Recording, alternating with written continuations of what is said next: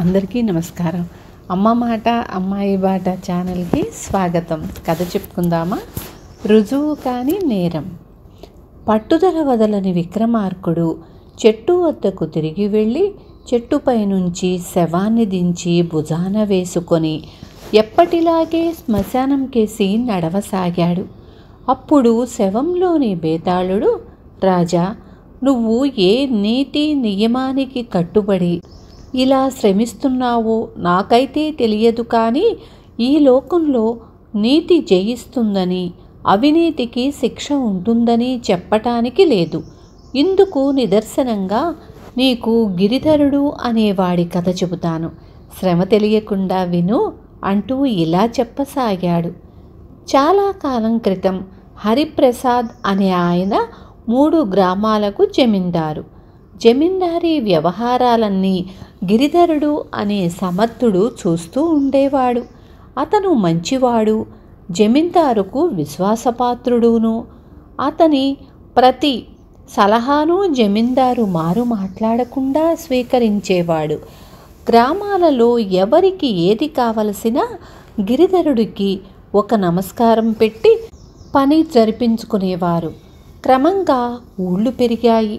వాటితో పాటు నమస్కారాలు పెట్టేవాళ్ల సంఖ్య కూడా పెరిగింది. ఒకే రకం సహాయం 2-3కి అవసరమైనప్పుడు వాళ్లల్లో పోటీలు ఏర్పడసాగాయి. నమస్కారాలు పెట్టేవాళ్ల మీద పోటీగా కొందరు పళ్ళబుట్టలు పట్టుకురాసాగారు. గిరిధరుడు సహజంగా నమస్కారాల వాళ్లను పక్కకు నెట్టి పళ్ళబుట్టల వాళ్లకు ఎక్కువ శ్రద్ధ చూపక తప్పలేదు. పనులు చేయించుకునే వాళ్లల్లో పోటీ ఇంకా పెరిగిపోయింది. పళ్ళబుట్టల మీద రూపాయల సంచులు ఎక్కి వచ్చాయి. ఈ విధంగా అడగకుండా డబ్బు తన ఇంటికి నడిచి వస్తుంటే దాన్ని తోసిపుచ్చటంలో గిరిధరుడికి అర్థం కనిపించలేదు. గుడి పూజారి ఉద్యోగమే కానీ, బడిపంతులు ఉద్యోగమే కానీ డబ్బు ముట్ట చెప్పిన వాడికే దక్కుతున్నది. రాను రాను గిరిధరుడి భార్య మెడనిండా మోయలేనంత బంగారము, ఒంటి నిండా అంతులేని వస్తు సామాగ్రి ఏర్పడ్డాయి. దీని ఫలితంగా హరిప్రసాద్ జమీందారీలో లంచం పెట్టగలవాడికే తప్ప నిజమైన అర్హతలు గల పేదవారికి బ్రతుకు తెరువు లభించకుండా పోయిందని ప్రజలు చెప్పుకోసాగారు. శేషగిరి అనే పేదవాడు ఈ సంగతి స్వానుభవం ద్వారా తెలుసుకున్నాడు. అతను కటిక పేదవాడు. వారాలు చేసి చదువుకొని ఎంతో తెలివితేటలు కలిగినవాడు. అతను గిరిధరుడికి చాలా నమస్కారాలు పెట్టాడు, కానీ ఒక పళ్ళబుట్ట అయినా ఇవ్వలేకపోయాడు. అతనికి ఏ ఉద్యోగమూ దొరకలేదు. తన నమస్కార బాణాలు గిరిధరుడికి ఎక్కడా తగలలేదని తెలిసి శేషగిరికి ఒళ్ళు మండుకొచ్చింది. అతను జమీందారు వద్దకు వెళ్ళి, మీ జమీందారీ వ్యవహారం ఏమీ బాగాలేదు. లంచం పెట్టితే చాలు ఎలాంటి పనికి మాలిన వాడికైనా పని దొరుకుతున్నది. చదువు తెలివి ఉన్న పేదలు నీరు కారిపోతున్నారు అంటూ గిరిధరుడి మీద ఫిర్యాదు చేశాడు. జమీందారు నిర్ఘాంతపోయాడు. అతనికి గిరిధరుడి మీద అంతులేని నమ్మకం. గిరిధరుడు ఎందరో పేదవారిని చూసి జాలిపడి తనతో చెప్పి బంజరు భూములు ఇప్పించాడు. ఇన్ని ఏళ్ల మీద గిరిధరుణ్ణి గురించి ఒక్క ఫిర్యాదు కూడా లేదు. శేషగిరి మాట నమ్మలేకపోయాడు జమీందారు. నీ మాట నిజమైతే గిరిధరుడి ఉద్యోగం నీకిస్తాను అని చెప్పి అతన్ని పంపివేశాడు.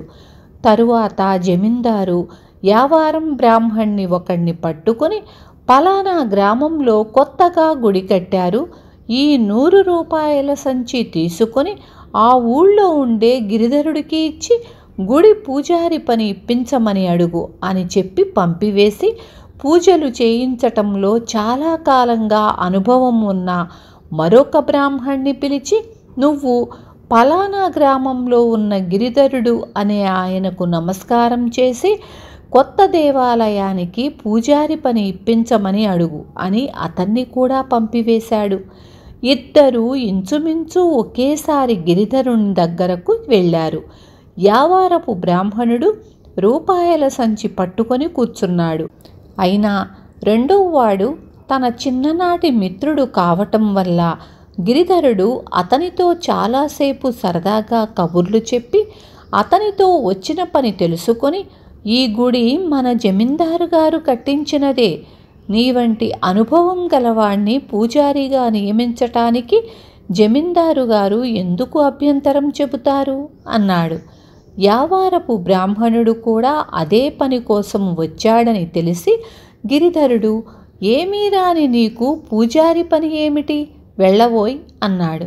గిరిధరుడు తన చిన్ననాటి స్నేహితుణ్ణి గుడి పూజారిగా నియమించాలని జమీందారుకు సలహా ఇచ్చిన మీదట జమీందారు శేషగిరికి కబురు పెట్టి, నేను గిరిధరుడికి పరీక్ష పెట్టి చూశాను, అతను లంచగొండి అని రుజువు కాలేదు అని చెప్పాడు.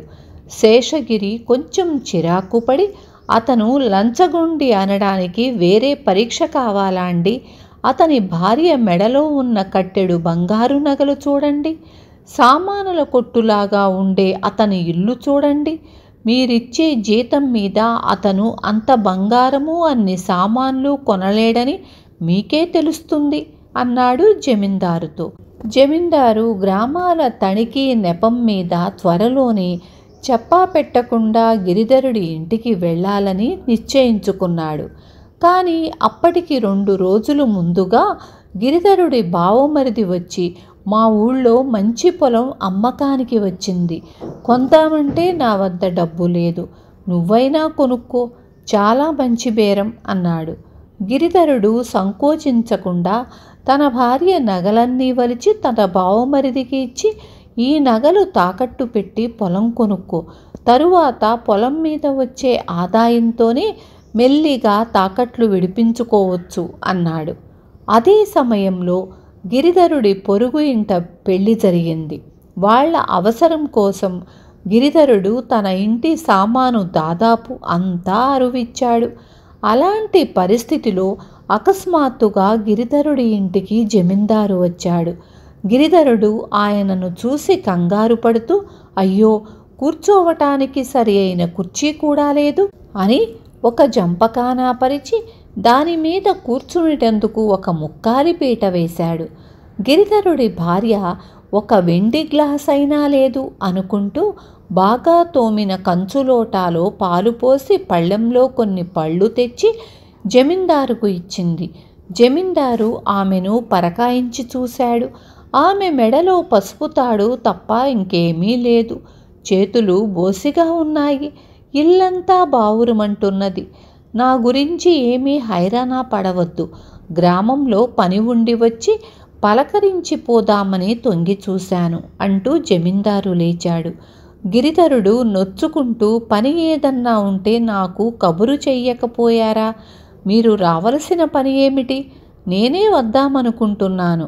ఈ మధ్య కొంత పన్ను వసూలయ్యింది అని డబ్బు సంచి తెచ్చి జమీందారు ముందు పెట్టాడు. గిరిధరుడు పరమ దరిద్రపు స్థితిలో ఉన్నట్లు నమ్మకం కలగటం చేత జమీందారు గారు, ప్రస్తుతం ఈ డబ్బు నీ అవసరానికి ఉంచుకో, లెక్కలు తరువాత తీరికగా చూసుకోవచ్చు అని డబ్బు సంచి తీసుకోకుండా తిరిగి వెళ్ళిపోయాడు. తరువాత ఆయన శేషగిరిని పిలిపించి, నువ్వు చెప్పినది ఒక్కటీ రుజువు కాలేదు. గిరిధరుడి ఇల్లు అయ్యవారి నట్టిల్లులా ఉన్నది. అతని భార్య మెడలో పుస్తెలకు పసుపు తాడు తప్పలేదు.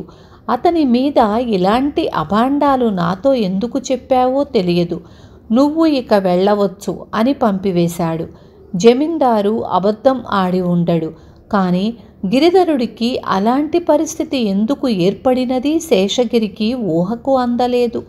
అతన్ని దేవుడే కాపాడుతూ ఉండాలి. లేకపోతే అతనిలాంటి లంచగొండిని ఎందుకు నిరూపించలేకపోతాను అనుకొని తన దురదృష్టాన్ని కూడా తిట్టుకున్నాడు. బేతాళుడు ఈ కథ చెప్పి, రాజా, దైవికంగా గిరిధరుడు తన నేరం బయటపడకుండా తప్పించుకున్నంత మాత్రాన అతను శిక్షార్హుడు కాకుండా పోతాడా? అలాంటి వాణ్ణి గుడ్డిగా నమ్మిన జమీందారు అవివేకి కాడా? ఈ సందేహాలకు సమాధానాలు తెలిసి కూడా చెప్పలేకపోయావో నీ తల పగిలిపోతుంది అన్నాడు. దానికి విక్రమార్కుడు, ఉద్యోగాలు ఇప్పించటంలో గిరిధరుడు అవలంబించిన పద్ధతి నీతితో కూడినది కాదనటానికి సందేహం లేదు. అయితే అవినీతి అన్నది రెండు విధాలుగా ఉంటుంది. కొందరు వ్యక్తులు స్వార్థం కొద్దీ సంఘ నీతిని ధిక్కరించి అవినీతిగా ప్రవర్తిస్తారు. అలాంటి వారి అవినీతికి శిక్ష సంఘం నుంచే వస్తుంది. కానీ గిరిధరుడి విషయంలో అవినీతికి కారణం సంఘంలోనే ఉంది. జమీందార్ల ఉద్యోగులు కానుకలు పుచ్చుకోవటం తప్పు కాదు. అయినా కానుకలు పుచ్చుకున్నందుకు ప్రత్యుపకారం చెయ్యటం తప్పనిసరి అవుతుంది. గిరిధరుడు ఎవరికి ఉద్యోగం ఇచ్చినా లంచం ఇయ్యాలన్న నియమం పెట్టలేదు. అతను స్వార్థపరుడు కాదని, అతనికి కానుకలు ఇచ్చిన వారు బుద్ధిపూర్వకంగా ఇచ్చారని స్పష్టంగా తెలుస్తుంది. స్వతహాగా అతను చాలా మంచివాడు, ఇతరులకు సహాయపడేవాడు. అంతేకాని ఇతరులను పీడించేవాడు కాడు. తాను కొనుక్కోగల పొలాలు తన బావమరిది కొనుక్కోగలందులకు తన భార్య ఒంటి మీద నగలన్నీ ఊడ్చి ఇచ్చాడు. ఎవరో పొరిగింటి వారి పెళ్లికి తన ఇంటి సామానంతా అరువిచ్చాడు. స్వతహాగా అతను స్వార్థపరుడు, శిక్షార్హుడు కాడు. పోతే జమీందారు కూడా అవివేకి ఎంతమాత్రమూ కాదు. తాను ఎంతో విశ్వాసంతో చూసుకుంటున్న గిరిధరుడి మీద ఫిర్యాదు వస్తే దాన్ని తోసిపారయ్యక 2 పరీక్షలకు అతన్ని గురిచేశాడు. ఒకవేళ గిరిధరుడి సంపద బయటపడినా జమీందారు అతన్ని శిక్షించటానికి అవసరమైన విషయం శేషగిరి రుజువు చెయ్యలేడు. అదేమిటంటే గిరిధరుడు ఎవరికి గాని లంచం ఇస్తేనే ఉద్యోగం ఇప్పిస్తానన్న మాట అలా అడిగే అలవాటుంటే గిరిధరుడు శేషగిరినే లంచం అడిగి ఉండేవాడు. దీన్ని బట్టి జమీందారు తనలో ఉంచిన విశ్వాసానికి గిరిధరుడు అర్హుడనే చెప్పాలి అన్నాడు. రాజుకు ఈ విధంగా మౌనభంగం కలగగానే శవంతో సహా బేతాళుడు మాయమై తిరిగి చెట్టెక్కాడు. విన్నారు కదా. రేపు మళ్ళీ ఇంకొక మంచి కథతో మీ ముందుకొస్తాను.